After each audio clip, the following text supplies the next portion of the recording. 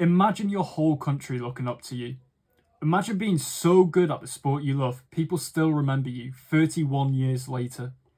Imagine having that much of an impact on the sport you love, you changed it forever. This is the story of one of F1's greatest ever drivers. This is the story of Senna. The best driver in Grand Prix racing, the best driver in the world by a long way. And if you no longer go for a gap that exists, you're no longer a racing driver. And Senna goes through into the lead. Ayrton Senna.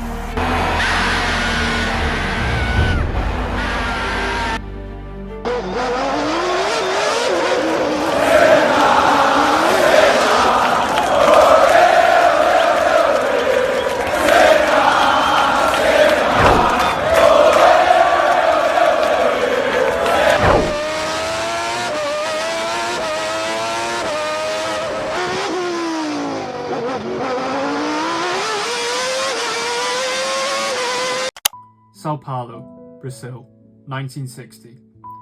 Ayrton Senna was born. He grew up living with his parents. His father owned an automotive factory and he built Senna's first go-kart. Ayrton entered karting at the age of 13, catching the eye of many people. Senna had a happy childhood and received great support from his family. His dad wanted Ayrton to work with him in a factory as he got older.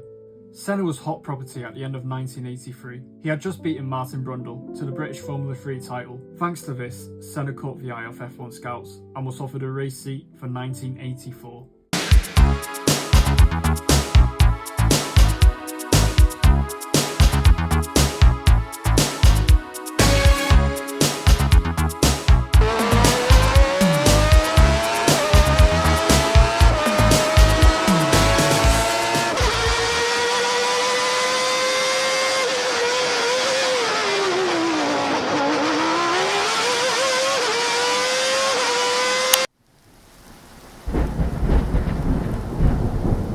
It was a cold, wet and very miserable day in Monaco, giving Senna the chance to showcase the skills that would become a theme throughout his F1 career.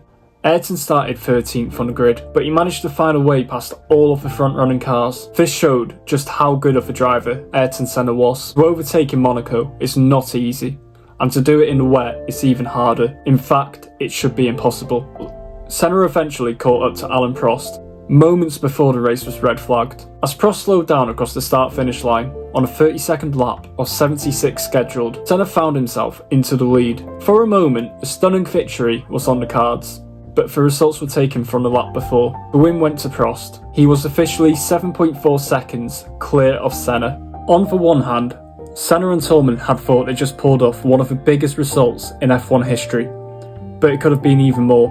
Team principal Pat Simmons said, "It really was a breakthrough, but I remember having this incredibly mixed feeling.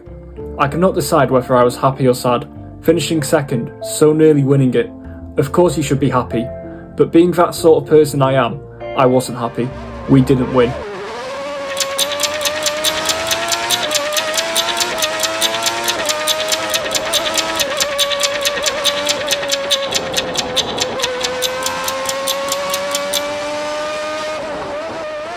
Senna's fearlessness and sometimes reckless approach was already becoming apparent, but it wasn't until he joined McLaren in 1988 that he would come face to face with the man who became his greatest rival, Alain Prost. Their first year together, which was in 1988, and Senna, who was obsessed with winning in a way that I've never come across with any other driver or anybody else in any walk of life for that matter. He was obsessed with winning, I won't say at all costs, but pretty nearly at all costs. And in his team against him was the only bloke in the whole grid who was likely to be able to beat him. So this was a gigantic challenge and stimulus to Senna. Alain Prost had already carved out a reputation as one of the smartest and most calculated drivers in the sport. His approach to racing was methodical, focused on consistency and strategy. Prost won his first World Championship with McLaren in 1985 and would go on to add 2 more titles to his name. But the arrival of Senna in 1988 changed everything. With both drivers now teammates, the contrast between their personalities and approaches to racing became starkly evident. Senna, aggressive and uncompromising, and Prost, composed and strategic, together in the same car. The 1988 season would be one for the history books.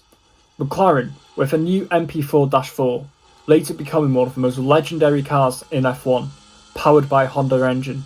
The car was a technical marvel, fast and stable, nearly perfect. Senna and Prost were destined to fight each other for the championship. From the very first race in Brazil, it was clear that both men were willing to do whatever it took to win. The season saw incredible battles between them, each trying to outdo the other. But Senna was able to beat Prost, winning his first ever World Championship.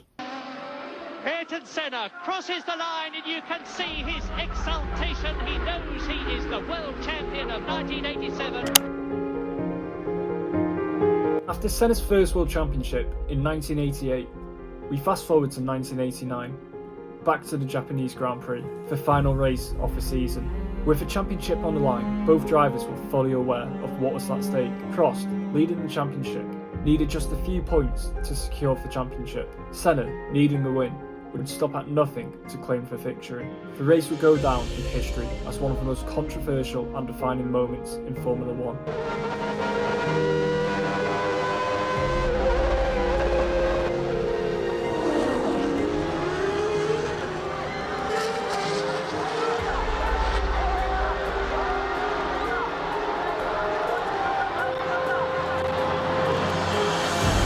On lap 47, everything came to a head. Prost, racing for the title, and Senna desperate for the win, collided at the chicane. The moment was the turning point in their rivalry. Prost's Ferrari was damaged, and his race ended. But Senna wasn't done yet. In a dramatic and ultimately controversial move, he re-entered the track after cutting the chicane. Though he crossed the line first, the victory would not stand. Senna was disqualified for his actions, and Prost was crowned champion. Controversial incident. To be very honest, I was absolutely sure that I'm going to win the race, and or an accident like this, because I knew that he wanted to win absolutely. And the problem with Ayrton, he can't accept that. He can't accept not to win, and he can't accept that somebody resists by an overtaking maneuver. And a lot of times, if you remember last year and this year, I opened the door, and if I did not open the door, we could have crashed like this. And I said before the race, if that happened, I don't open the door anymore. And that happened. It's the way he drives is very good. I must say, he's absolutely unbelievable quick. But for me, he's driving too hard. It's and if you have two drivers like this in Formula One, then you have accident every race. The stress was absolutely unbelievable this year, and I had my worst year in Formula One, and I learned a lot this year, especially on the human side. But I know that, like my friend Joe, I have a lot of friends still at McLaren. Maybe not everybody, but I'm quite happy also for my mechanics, for the team. And but to be very honest, I'm quite happy to leave, because I think it becomes absolutely impossible to work with Ayrton, and that's a good end of championship.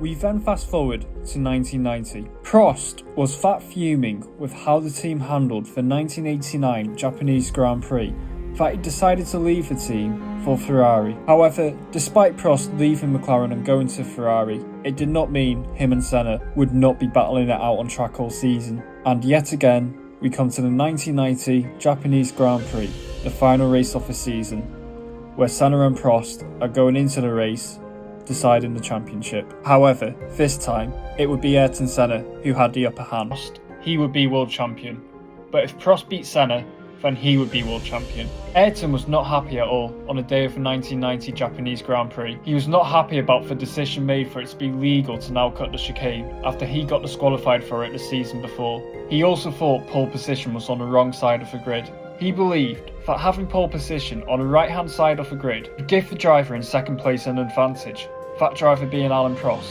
as there is a small grip on the left hand side of the grid. We then get into the race, and what was about to happen would go down as the most heated and most intense moment in the rivalry between Senna and Prost. And Senna sprints away, but Alain Prost takes the lead. It's happened. Alain Prost has taken the advantage. Senna is trying to go through on the inside, and and it's happened immediately. This is amazing. Senna goes off at the first corner, but what has happened to Prost? He has gone off too. Well, that is amazing, but I fear absolutely predictable. Yes, and that makes Ayrton Senna world champion this year. So Ayrton Senna now with Prost not finishing the race quite clearly, he's out of his car, stuck in the gravel pit. That, I'm afraid to say, is the end of this year's Drivers' World Championship in favour of Ayrton Senna. There's Prost running back, but it's all over for him. Ayrton Senna, I've heard that you've recently run the World Championship. Have you got something to say about this? It's over. I think for sure I want to win the race today in the same way I won in '88 to win the championship. Unfortunately, it went wrong on the first corner. There was a big risk. I had nothing to lose on the first corner. I want to win, and I went for a gap in inside on the first corner. The crash at Turn 1 at the 1990 Japanese Grand Prix sparked great debate. Senna was now world champion. However, some people, even to this day, believe Senna did it on purpose. By crashing into Prost, it would give him no chance of winning the world championship. However, other people think Prost was at fault for the incident. Some people also think Senna did this as revenge for the year before, not only against Prost, but against the FIA. And all of this led to this interview between Ayrton Senna and F1 legend Jackie Stewart. Let me ask you another difficult question. If I were to count back all the world champions, and after all this is the 500th Grand Prix, that if you totaled up all of those great champions, the number of times they had made contact with other drivers, that you in the last 36 months or 48 months have been in contact with more other cars and drivers than they might have done in total. I find amazing for you to make such a question, Stuart, because you are very experienced and you know a lot about racing. And you should know that by being a racing driver, you are under risk all the time. And by being a racing driver means you are racing with other people. And if you no longer go for a gap that exists, you're no longer a racing driver, because we are competing. We are competing to win. And the main motivation to all of us is to compete for a victory. It's not to come third, fourth, fifth or sixth. When there is a gap, it's designed for being in a competition at a very high level, with cars going so close that as they go today, with the same horsepower, with the same level of grip, with the same load aerodynamic. You all know with the different circuits where it's very difficult for overtaking because the circuits are designed not in appropriate manner for overtaking maneuvers. You either commit yourself as a professional racing driver that is designed to win races, or you come second, or you come third, or you come fifth. And I'm not designed to come third, fourth or fifth. I race to win as long as I feel it's possible. Sometimes you get it wrong, sure. It's impossible to get it right all the time, but I race designed to win.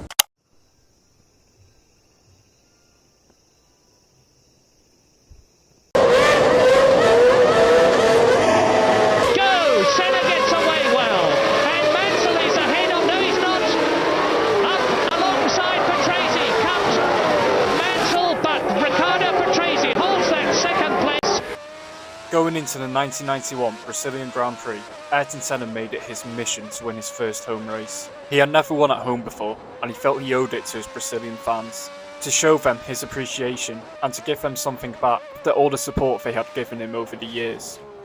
As the race went on, Senna began to build a gap. No one could touch him that day. However, towards the end of the race, this happened. 67th lap now with Riccardo Patrese catching him very noticeably.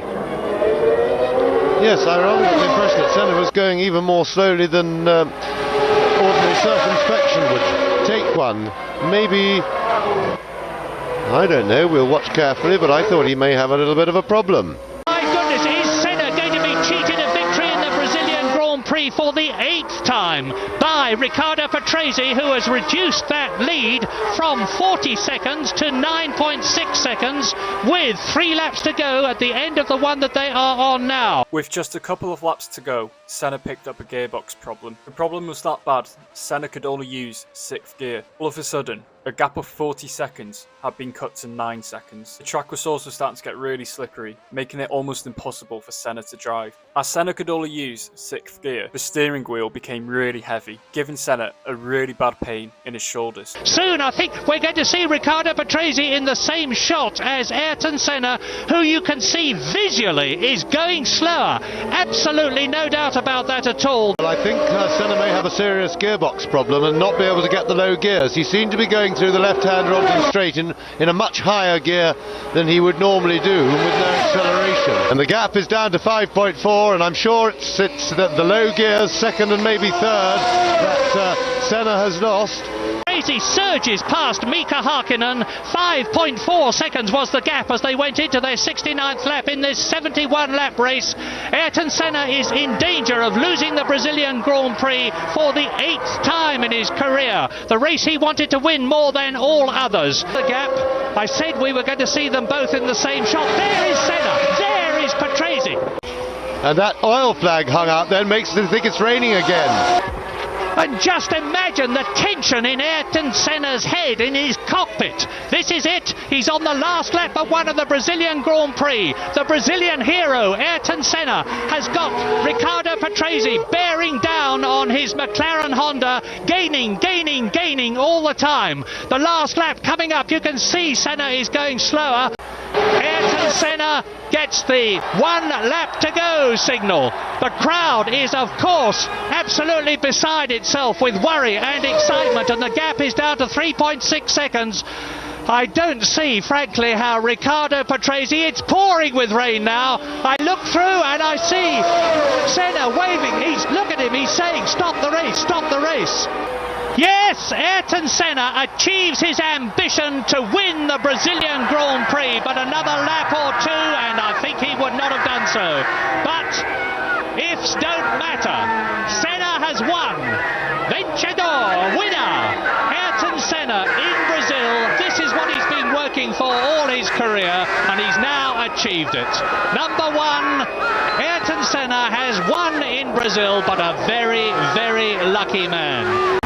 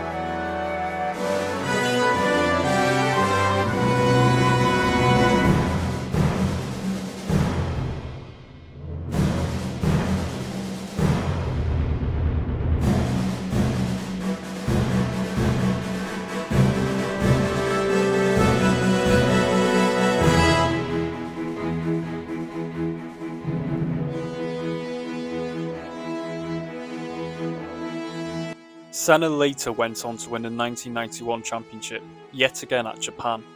This time, Prost was nowhere near Senna. Senna's only competition was Nigel Mansell and Williams, actually got sacked by Ferrari halfway through the 1991 season for slagging off the car. After a few seasons passed, Prost joined Williams in 1993, and he went on to win the World Championship for the 4th and final time in his career.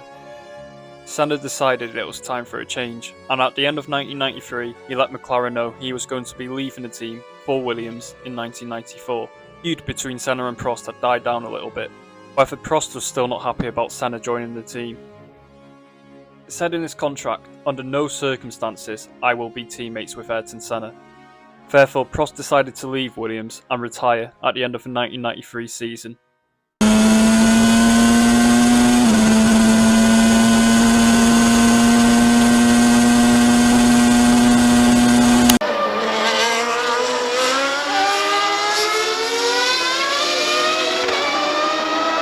Ratzenberger, qualifying for only his second Grand Prix, hit the wall at 300 kilometers per hour. There was little anyone could do. At the conclusion of this afternoon's final qualifying session for tomorrow's San Marino Grand Prix, I sadly have to report that the news is bad. 20 minutes into the 1 hour session, the very popular Austrian driver Roland Ratzenberger unaccountably went off the circuit at some 190 miles an hour straight into a concrete barrier at the side of the track. His car disintegrated, and by the time it had stopped, Roland was not only very clearly unconscious, but even more clearly in a very sick condition indeed. Now, the medical facilities here are superb, and doctors, Professor Sid Watkins, the FIA's doctor in charge, were on the scene immediately, applying cardiac massage and other resuscitation techniques. Ratzenberger was taken to Bologna Hospital by helicopter, and we have just had the very sad news that he has succumbed to his injuries. During qualifying for the 1994 San Marino Grand Prix, one of Senna's closest friends on the grid, Roland Ratzenberger, went out for a qualifying lap. All drivers were aware of how dangerous the Imola circuit was that weekend, seeing the very near death of Rubens Barrichello. However, Ratzenberger had an even worse crash, and he succumbed to his injuries later that day. Senna was so distraught that he debated even racing the next day. Senna's starts in the 1994 season was awful.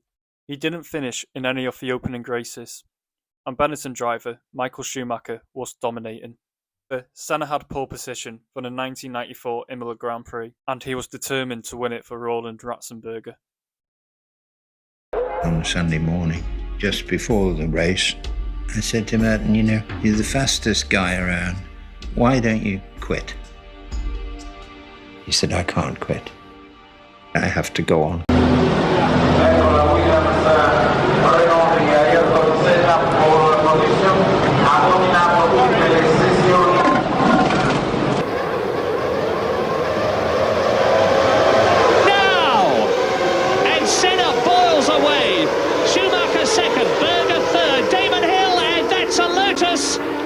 Stop the race, I'm sure, because there's debris on the circuit. Crash at the start of the race wrung out the safety car. After a few laps behind the safety car, the race got back underway.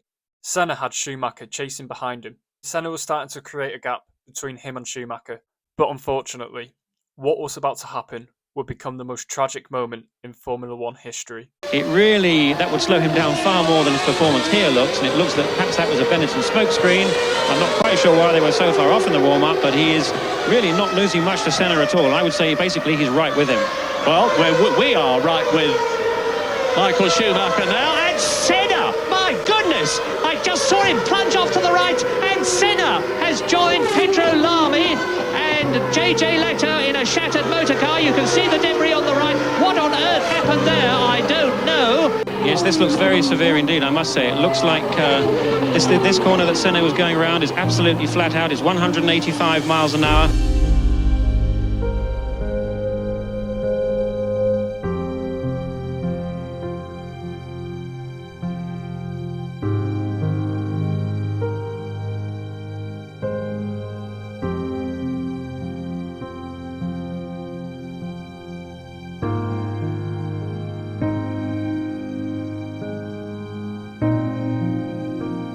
Good evening. The former world motor racing champion Ayrton Senna has been pronounced clinically dead after a crash at this afternoon's San Marino Grand Prix. If you have a very special life, does it seem that way to you?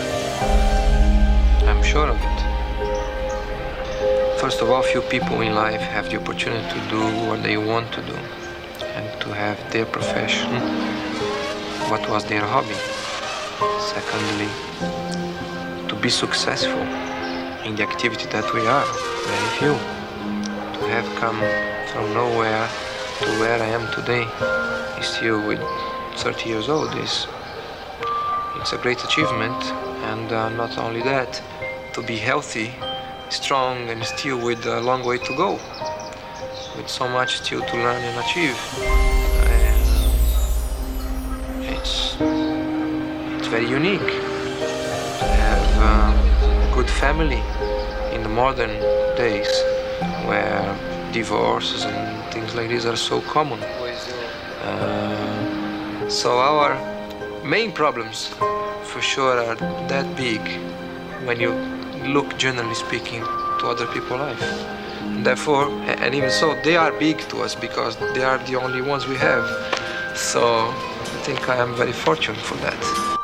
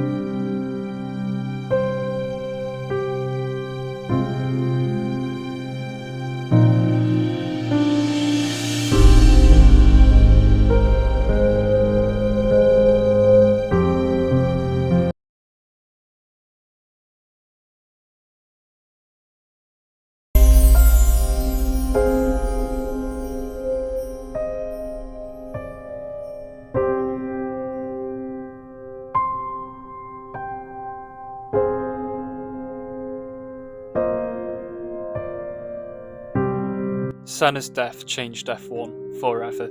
He was a national hero in Brazil, for a country who were going through such a bad time. Senna was the person Brazilians would look up to and give them hope, and when he died, to Brazilians, it was like all their hope was lost. People still chant his name to this day. His selflessness is what made him a hero. He wasn't a hero just because of his racing. He donated so much money to charities. He gave Brazilian children a chance at a good life. 3 million people attended his funeral, and to this day, is still one of the biggest funerals in history. And he will forever be one of the F1 greats.